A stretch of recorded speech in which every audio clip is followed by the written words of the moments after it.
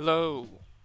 In this video, I'll be giving an explanation for why plain and simply Jon Jones is not, in my opinion, cannot be considered the greatest MMA fighter of all time. Honestly, not even a top 10. Don't get me wrong here. Jon Jones is incredibly entertaining to watch. The majority of his fights are what got me to MMA in the first place because of the sheer dominance he would show while fighting. An example would be when he fought Lyoto Machida, where he caught him in a standing guillotine against the cage and choked him unconscious and let him fall on the floor. If you haven't seen this, here you go. Again they battle in another big knee. 45 seconds on the clock in the second. He's got a choke. Trying to choke him out and finish the fight here. Lyoto's in trouble.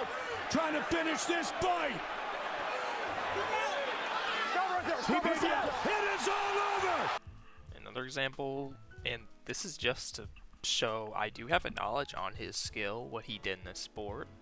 His fights, I've seen most of them. And another one that immediately comes to mind is his fight with Alexander Gustafsson, the first time they fought, of course, which was incredibly competitive, but Jon Jones did win the decision, which I do agree with. Some don't. I do, actually. Jon did win that fight. Down the right side of Jon Jones's face. Gustafsson with the takedown. First time in the UFC.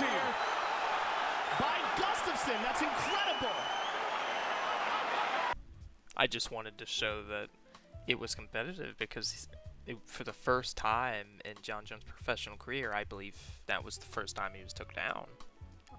Or we could bring up the fight, which is my personal favorite. As much as I love Rampage Jackson, especially more recently as he's more of a social figure now online with he's incredibly funny. But he dominated Rampage Jackson and subbed him and honestly did him in a way that had never been done with all of his years, even when he fought in Pride FC. He's got one hook. Rampage has not been stopped in the octagon. That's what Jones wants, to be the first man in the UFC to stop Quinton Rampage Jackson. He's got him. Looking to do it right here. Looking to finish this fight. Quinton's trying to pry it off. It's all over! And, I could keep going with fights or whatever. I just wanted to show a couple because, like I said, I just wanted to show that I know his fights. And I've been watching him for a long time.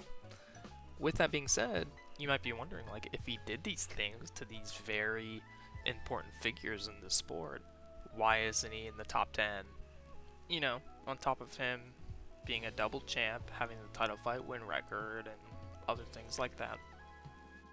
Think about this for a second. In any other sport, if someone had been caught with PEDs multiple times, would they be considered in the top 10? Come on. If your answer is yes, you're a liar. The argument I often hear about this is pure cope. They just say something like, oh, it was tainted supplements, or it wasn't enough to give him a genuine combat advantage.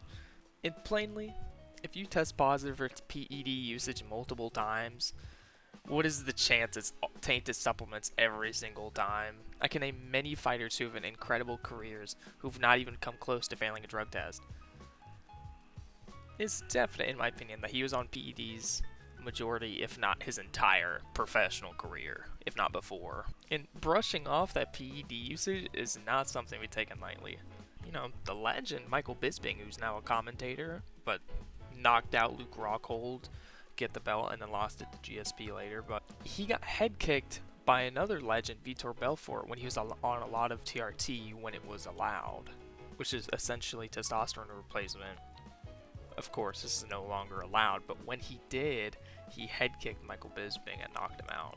And due to the heavy head kick that Bisping took, it caused him to later lose eyesight in that eye, permanently. So steroids are not only wrong because it's unfair and unsportsmanlike, using them in MMA is downright cruel and inhumane, as you can seriously hurt someone due to that advantage. For very fluid and relaxed here in the early going. There it is again, that left high kick.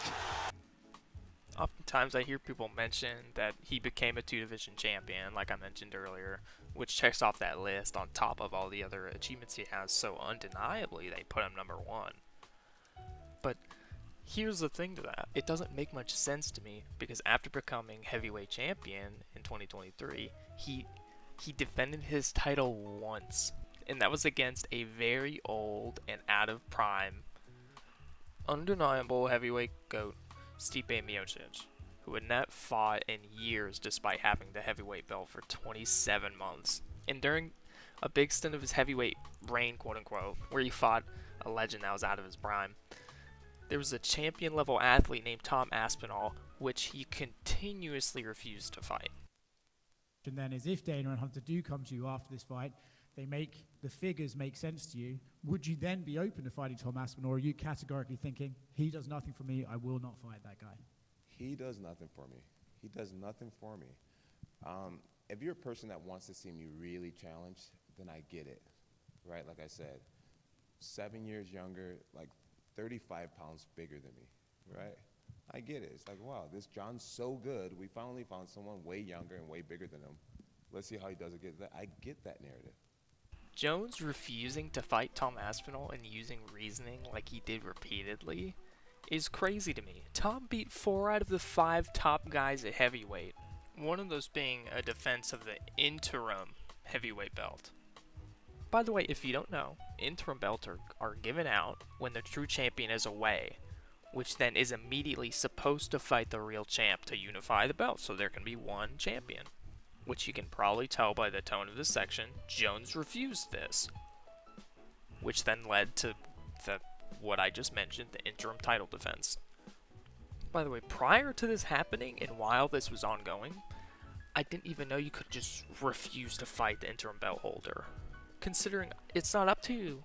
The sport of MMA always has gone by. You have to earn to keep the belt. You don't decide when or when not to fight. It was so bad to the extent that they stripped Jones of the undisputed belt and just gave it to Aspinall. This type of situation had never happened, I don't believe, where the champion was refusing to fight the interim for so long that the interim champ had to defend his unreunified heavyweight belt. I mean, if you're not convinced now, you're willing to say something in the comments, I will listen and I will most likely answer. But genuinely, I'm pretty sure about this. Like, Jones should not, on anyone's list, be top 10 for these reasons. And I'm not even talking about the stuff outside of the sport and what he does in his private life. We're talking about MMA here, and you don't even need to go to that to prove that he's not in the top 10. Yeah, if you agreed with that, let me know, like the video, stuff like that. And if there's any other opinions of mine about MMA specifically, ask me that as well, because I'm looking for video ideas when it comes to MMA, because I've always been interested, and yeah, I'm planning to make more. Thank you.